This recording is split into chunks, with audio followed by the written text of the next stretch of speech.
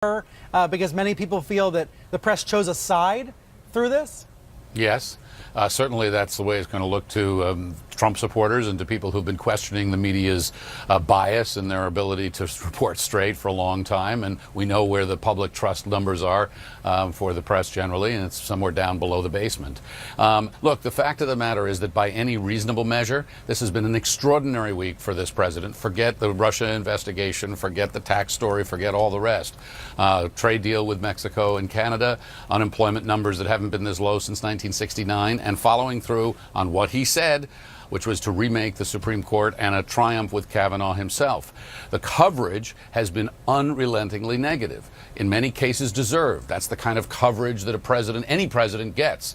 But what the public and what the White House come away from this with is, some fair territory to wag their fingers and say, I told you so. Even Joe Scarborough goes on the air and says the mainstream media were unfair toward the president. So there's going to be some very serious thinking now, and as the country is, as you pointed out, as divided, more divided than it's ever been coming out of this Kavanaugh thing around this stuff, I think the challenge grows even greater for the media to figure out where it's going and how it's going to try to find some balance in all of this.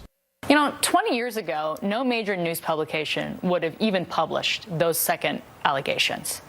The second allegation or the third allegation. And so we are now in a different place in this country. Frank, is that true? Absolutely. Absolutely.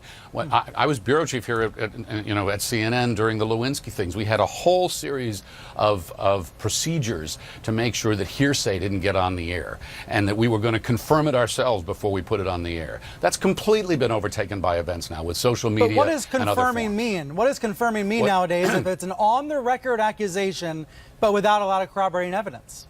Some corroborating evidence, multiple sources. Somebody doesn't just step forward, or if they step forward.